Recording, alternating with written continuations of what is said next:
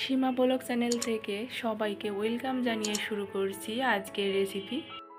আজকে আমি একটি টিফিন বা নাস্তার রেসিপি শেয়ার করব। এই রেসিপিটি তৈরি করা খুবই সহজ, ঘরে থাকা উপকরণ দিয়ে ঝটপটভাবে বাসায় তৈরি করা যায়। আপনারা চাইলে সকালের নাস্তা বা স্কুলের টিফিনের জন্য বানাতে পারেন। ভিতরে পুর ভরা, উপরে মুচমুচে, খেতে খুবই মজার, ছোট বড় সবাই খুব বেশি পছন্দ করবে। তো বন্ধুরা চলুন দেরি না করে শুরু করি। প্রথমে আমি এখানে ম্যাক্সিম বলে আমি দুবার কিন্তু ময়দা নিয়ে নেব। এবার আমি লবণ দিয়ে দেব। আর যেটা লাগবে সেটা হচ্ছে এখানে সাদা তেল।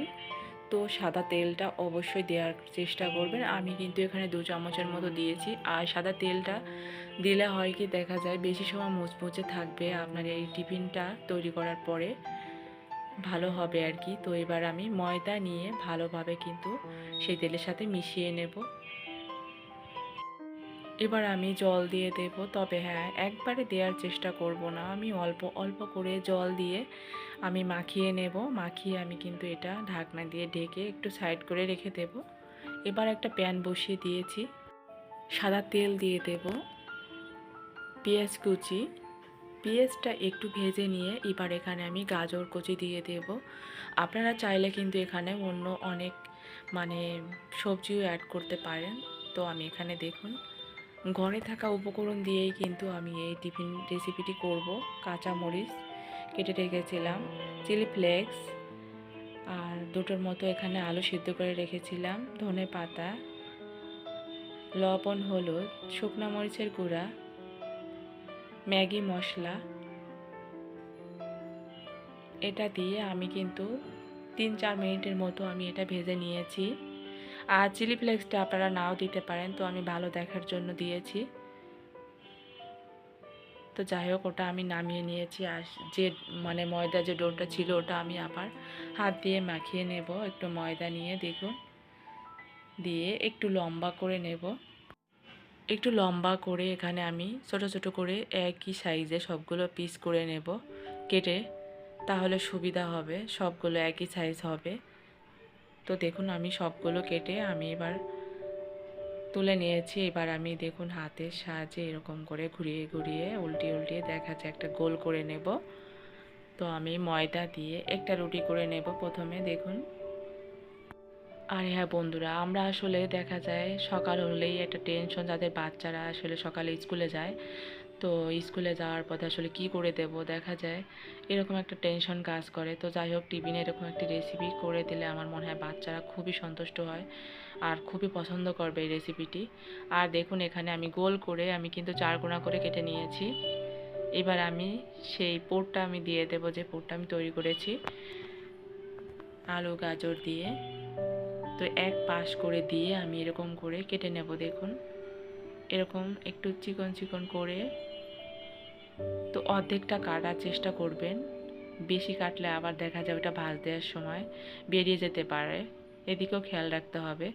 আর এখানে আমি হ্যাঁ বন্ধুরা, এখানে ছিল করার জন্য কিন্তু আমি এখানে আটা দিয়ে একটা আটা তৈরি করেছিলাম জল দিয়ে, ওটা লাগিয়ে পরে আমি এখানে ছিল করে নেব। তাহলে কিন্তু ভাজার সময় উঠবে না, ওঠার সম্ভাবনা থাকবে না।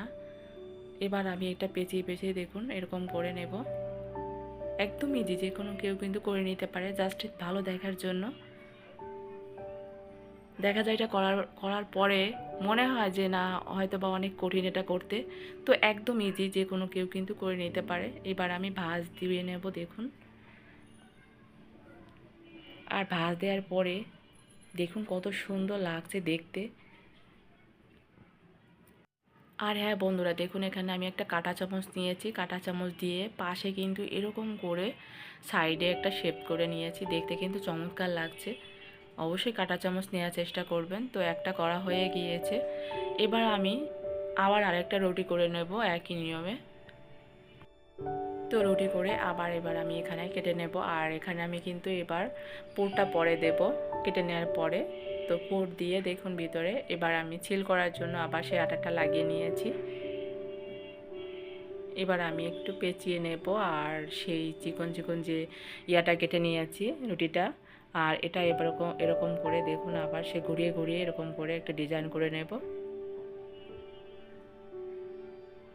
একদম সহজ, কিন্তু যে কোনো কেউ কিন্তু করে নিতে পারে এটা।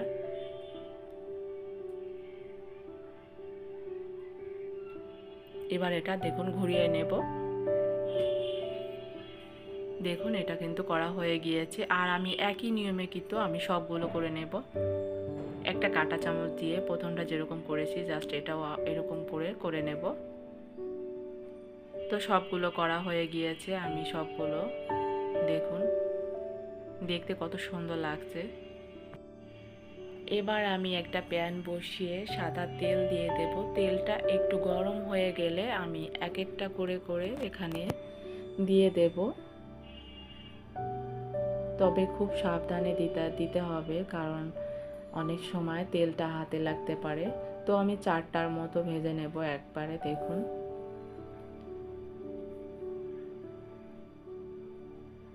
তো এক পাশ হয়ে গিয়েছে, আমি এবার উল্টিয়ে দেব।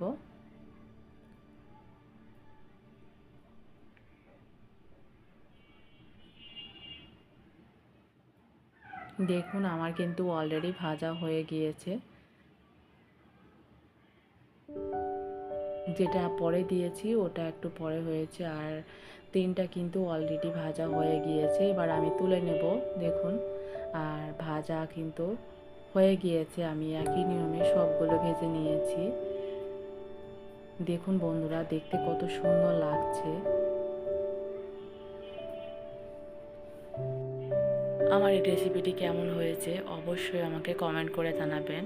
ভালো লাগলে আপনার ফ্রেন্ড সার্কেল যারা আছে তাদের সাথে অবশ্যই শেয়ার করবেন বন্ধুরা। তো দেখুন নামানোর পরে একদম মুচমুচে, আপনারা কতটা বুঝতে পারছেন জানি না, ভিতরে মানে পুর ভরা, মুখে দিলে মানে কি বলবো, মানে মুচমুচে ভিতরে পুর ভরা, দারুণ একটা মানে টেস্ট আর কি। তো যাই হোক বন্ধুরা, এটা ছোট বড় সবাই খুব বেশি পছন্দ করবে কিন্তু। আর রেসিপিটি যদি ভালো লাগে তাহলে অবশ্যই আমার চ্যানেলটি সাবস্ক্রাইব করে নেবেন এবং বেল বাটনটি অন করে রাখবেন আমার পরবর্তী ভিডিও নোটিফিকেশন সবার আগে পাওয়ার জন্য। আর হ্যাঁ বন্ধুরা, অবশ্যই আমাকে কমেন্ট করে জানাবেন কিন্তু আসলে আমার রেসিপিটি কেমন হয়েছে। আপনাদের একটা কমেন্টে যে আমার কতটা ভালো লাগে এটা বোঝাতে পারবো না। তো যাই হোক দেখুন আমি একটা ভেঙে দেখানোর চেষ্টা